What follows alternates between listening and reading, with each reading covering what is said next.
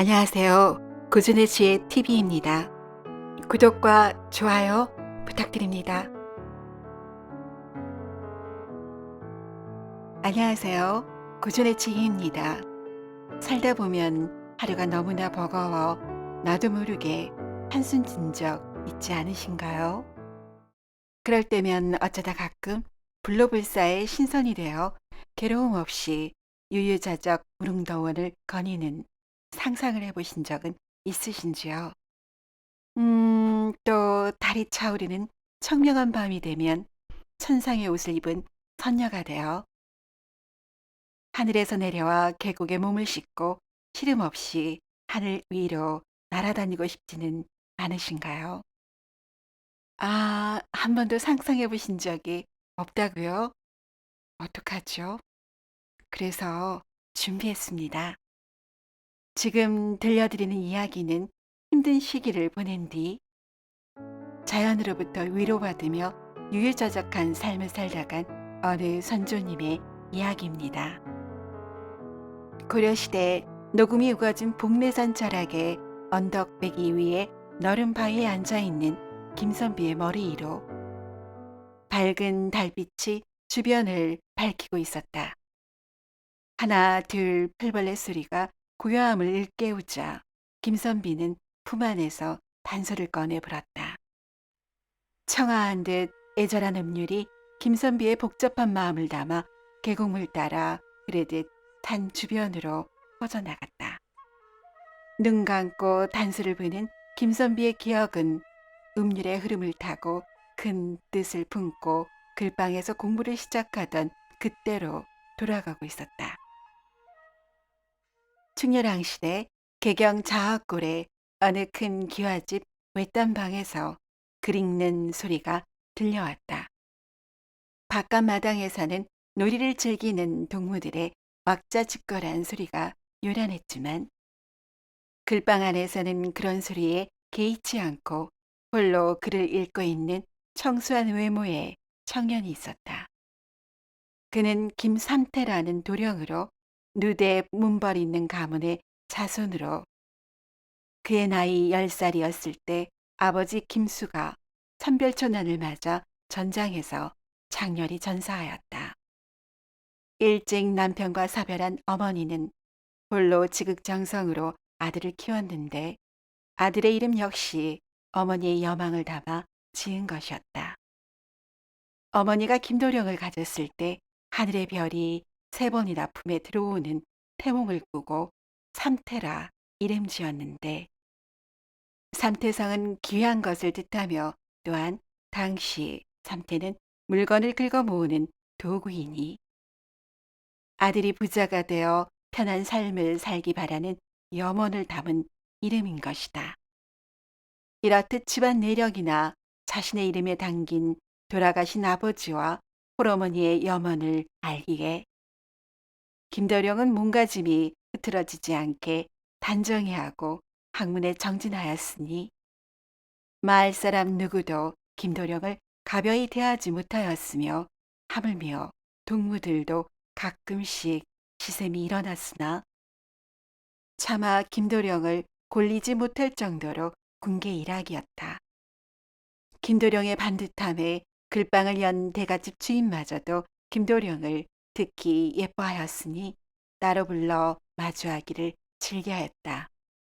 그날도 흐트러짐 없이 김도령은 글방에 홀로 앉아 글 읽기에 몰두하던 중이었다.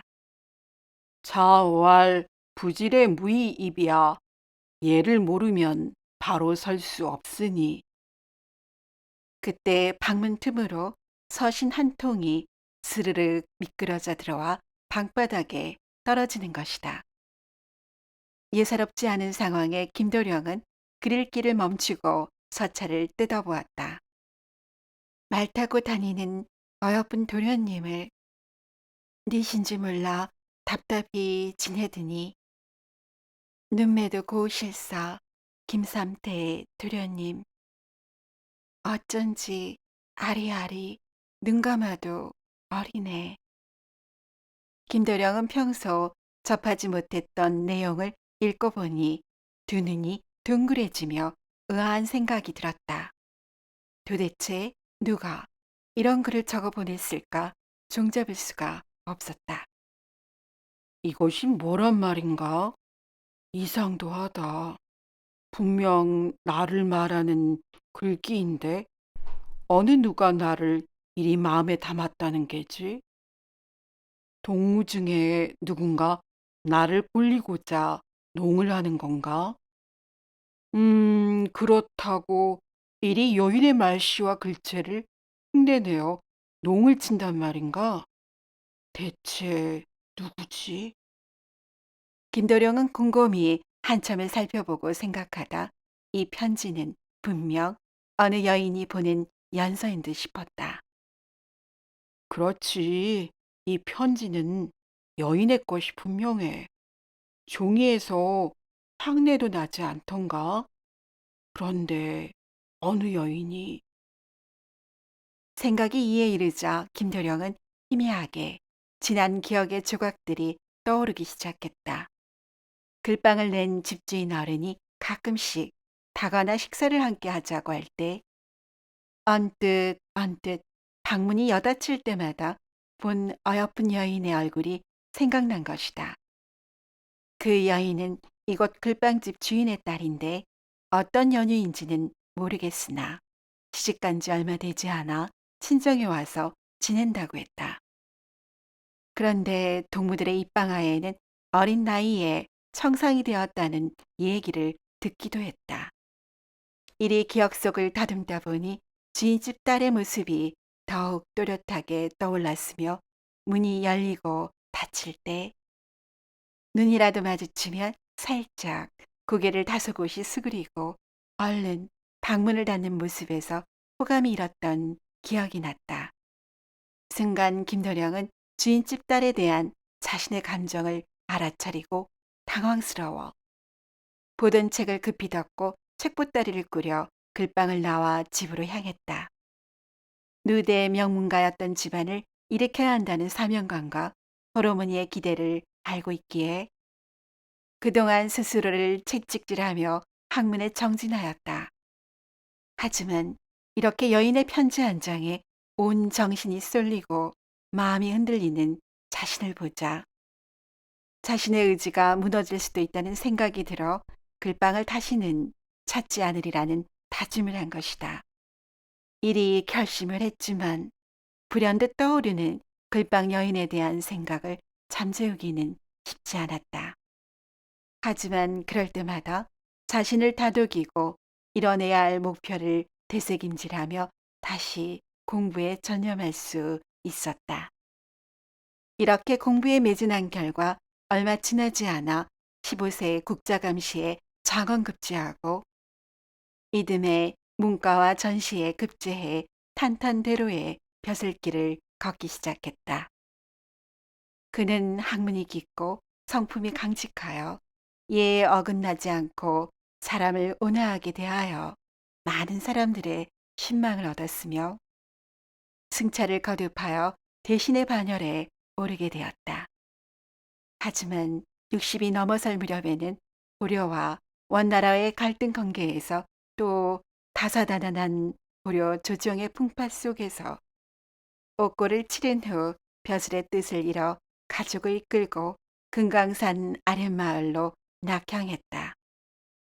융통성이 없을 정도로 올곧고 성실히 일만 알았던 그도 옥고를 치르고 파책을 당하고 보니 개경에 더는 머물 일이 없겠다는 생각에 이리 낙향을 한 것이었다.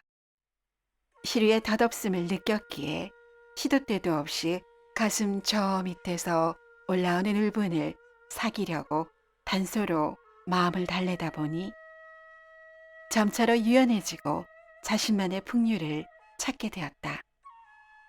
얼마 지나지 않아 김선비는 금강산의 절경에 빠져들게 되었고 자연이 주는 즐거움이 그 어떤 묘약보다 효험이 있다 생각했다. 그리하여 틈만 나면 산을 오르고 계곡과 층암 절벽을 찾는 일이 잦아졌다. 그러던 어느 날 김선비는 언덕을 오르고 올라 점점 더 깊은 산골로 들어가 너른 바위를 방석 삼아 앉아 주변의 경치에 젖어들기 시작했다. 날은 이미 져서 밝은 달빛이 비추기 시작하던 때 김선비는 품 안에 항시 지니고 다니던 단소를 꺼내 입술에 대었다. 청아하고 구성진 단소 소리가 적막한 밝은 달빛 아래로 울려 퍼졌으며 잠시 쉬어가는 때에도 바람과 함께 산자락을 타고 되돌아오는 자신의 단소 소리에 귀 기울이며 소리에 빠진 듯 두 눈을 감고서 만약 신선이 있다면 자신이 바로 그런 신선은 아닐지 생각했다. 김선미는 이렇게 단소를 불고 멈추는 것을 반복하였다. 그런데 어느 순간부터 연이어 들려오는 단소 소리가 자신이 내었던 소리가 아닌 듯 느껴졌다. 마치 자신의 단숟가락에 맞춰서 화답하는 형식을 띠는 듯했다. 아니, 누구의 단소 소리인 게지? 이 깊은 산 속에 나 말고 또 누가 있는 것일까? 아니겠지. 아마도 나의 소리에 귀신이 장난하는 겐가? 아니면 진짜 산에 사는 신령이 답을 하는 겐가? 아하, 그렇지. 이 산의 이름이 복례였지. 산림이 우거지고 산이 아름다워 신선이 논다더니 과연 신선의 음성이 분명하다. 처음에는 자기의 흥에 취해 단수를 불던 김선비는 이제 저편에서 들려오는 예사롭지 않은 연주 소리에 더욱 끌리게 되었으며 도대체 그 소리를 내는 이가 누구인지 궁금해 안달이 날 지경이었다.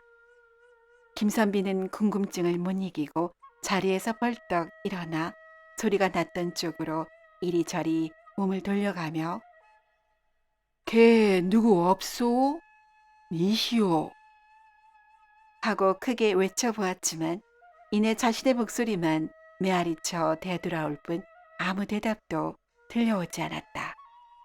이렇게 여러 차례 연거푸 부르다 보니 단소 소리는 점차로 잦아들고 누군가 뭐라 말하는 듯한 조곤조곤한 목소리가 메아리쳐 들려왔다. 혹여 자신이 귀신에 홀린 것은 아닌지 머리를 흔들고 저만치 둘러보니 한 사람의 형체가 다가오기 시작했다. 놀란 마음도 잠시였고 그 모습을 쫓아 마주 다가가니 분명 여인의 모습이 점차로 드러났다. 비록 달빛에 의지한 어둠 속이었지만 그림 속에서만 봐왔던 바람결에 실려갈 듯한 하늘거리는 옷을 갖춰 입은 아름다운 선녀와 같은 모습이었다. 김선비는 뭐라 말을 해야 하겠는데 황홀한 여인의 모습에 너무 놀란 나머지 아무 말도 못하고 입속으로만 중얼중얼 더듬거릴 뿐이었다. 이에 김선비의 마음을 알아차리기라도 한 듯 선녀 같은 여인이 먼저 김선비를 향해 뭐라고 읊조리듯이 아름다운 목소리로 가만가만히 말했다. 여보셔요. 자신을 부르는 선녀의 소리에 김선비는 예를 갖춰야겠다는 생각에 저절로 고개가 숙여졌다. 자는 천상의 선녀이오라. 금강산 정도는 앞뒤 뜰로 여겨 잠시 산책하는 정도랍니다. 헌데 사람들은 어찌 이 정도의 풍류에 젖어 그리 소란을 피우는지 모르겠어요. 성계와 인간계가 다르지 않거늘 우리가 오늘 이리 지상에서 만난 것은 오래전 하늘에서 맺어진 인연 덕분인 듯해요. 찾아올 날에도 이곳 금강산 절악에서 나머지 인연을 이어가는 것이 어떠신지요? 이리 말하며 다가오는 모일 저녁 달이 뜰 때 계곡물 건너 구선봉 동쪽 마르토에서 또 만나자는 말을 남기고 호련히 사라졌다. 홀린 듯 시간이 흐르고 정신을 차린 김선비는 집으로 내려와 생각하니 도통 기억이 가물가물하였으나 만날 날과 장소는 또렷이 기억이 되는 것이 신기하기도 하거니와 그날 만날 여인이 선녀라기보다는 어디서 본 듯한 절세 가인이라는 생각도 들었다. 그는 선녀에 대한 생각으로 도통 마음이 안정되지 못하고 읽던 책도 손에 잡히지 않았다. 어느덧 약속한 날이 되자 김선비는 약속 시간보다 훨씬 이른 시간에 단소를 품속에 품고 고송 적벽강을 건너 구선봉에 올랐다. 공기는 쾌청하고 실려오는 바람에 짙은 녹음의 향기가 배어 있었다. 아직 달빛이 올라오지 않았지만 주변의 아름다운 풍광에 홀리어 김선비는 단소 한 가락을 불었다. 단소 소리가 멀리 하늘에 퍼지자 어디선가 두루미 한 마리가 끼룩끼룩 울며 화답을 하는 듯했다. 이윽고 달이 떠올라 거울같이 맑은 못 위에 비치자 목가에서 찰랑찰랑 물결이는 소리가 들리며 며칠 전에 본 선녀가 등불에 의지해 살랑살랑 옷을 흔들며 빨래를 하는 것이다. 거울 못에 비친 달은 그 누구의 등이런고 찰랑찰랑 이는 물결 선녀의 빨래로다. 저기 저 흐르는 구름은 날 부르는 잠이러라. 이렇게 김선비의 씻고 읊는 소리에 이어 김선비의 단소 소리가 맑은 밤 하늘을 가를 때 또 다른 단소 소리가 이어지며 두 소리가 한데 어우러져 주변에 울려 퍼지니 마치 하늘과 땅이 화합하는 듯 하였다. 그러는 와중에 파란 옷을 입은 아이가 손에 옥으로 만든 술잔을 들고 와 김선비에게 권했으며 건주가 여러 차례 이어지니 김선비는 꿈인 듯 생시인 듯 분간을 못할 때 어느덧 선녀가 가까이 다가와 발그레한 얼굴을 마주 대했다. 김선비는 꿈을 꾸는 듯하여 자신이 선녀의 품에 들어와 있는지도 몰랐다. 이렇듯 꿈 같은 시간을 보내고 김선비는 동자의 부축을 받아 근처 어느 집으로 들어갔다. 다음 날 날이 밝자 김선비는 낯선 방에서 고난 잠을 자고 깼다. 지난밤 일을 떠올리려 해도 가물가물할 뿐이었고 방안이 낯설게 느껴져서 주변을 살피던 중에 책상 위에 가지런한 글씨가 적힌 종이가 눈에 들어왔다. 자동 나리는 물은 한 천년 한 빛이라. 자선 따르는 빛이 밤낮에 한 빛이라. 바다로 가는 물이오니 모를 빛이 있으랴. 김선비는 낯선 글귀를 보고 무슨 의미인지 알 수가 없었다. 자동 자선이라. 어제 본 여인이 자동의 선녀란 말인가? 도통 뜻을 모르겠구먼. 어젯밤 희미한 기억 속에서도 그 여인은 선녀라기보다는 이 세상의 절세 가인이라는 생각이 김선비의 내리를 떠나지 않았다. 그러다가 일순간 한 생각이 떠올랐다.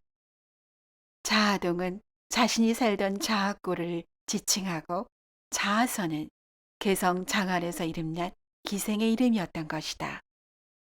생각이 이에 미치자 김선비는 스스로도 얼토당토한다는 생각이 들어 헛웃음을 지었다.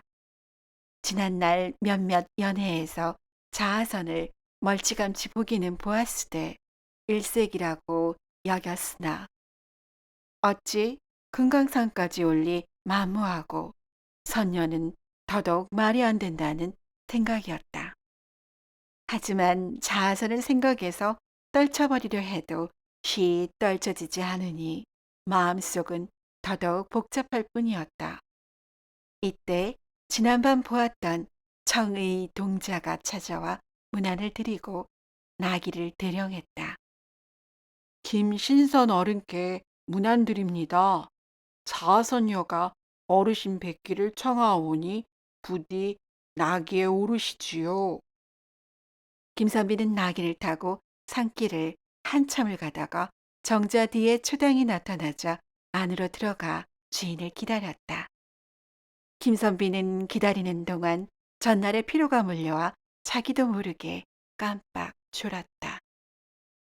얼마나 지났을까? 누군가 김선비를 흔들어 깨우니 바로 어제 만난 선녀였다. 헌데 선녀는 중년의 여인 옷차림을 하고 있기에 김선비는 어쩐 일인가 하고 놀랐다. 그래요, 대감. 제가 대감을 배우려고 천상의 선녀 흉내를 좀 냈습니다. 용서해 주셔요. 아니, 그럼 자네는 선녀가 아니고 기생자선이란 말인가? 김선비가 이리 놀라니 여인 자아선은 두 눈에 맺힌 눈물을 옷고름으로 찍어내면서 말을 이어갔다. 여보셔요. 대감께서는 어찌 그리도 부정하셔요. 자아선이 대감을 모시느라고 얼마나 고생을 한 줄 아시는지요? 계집애, 아니 청상 때부터요. 김선비는 청상 가부란 말을 듣고 눈이 번쩍 뜨였고 여인에게 다그쳐 묻자 여인이 자초지종을 말했다. 그래요. 저는 그때 그 나이 어린 가부여요.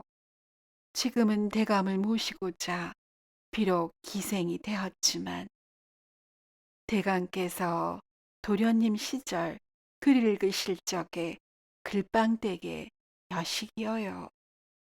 이 말을 듣고 김선비는 비로소 그 옛날 글빵댁 딸을 떠올렸고 다시 자초지종을 물었다.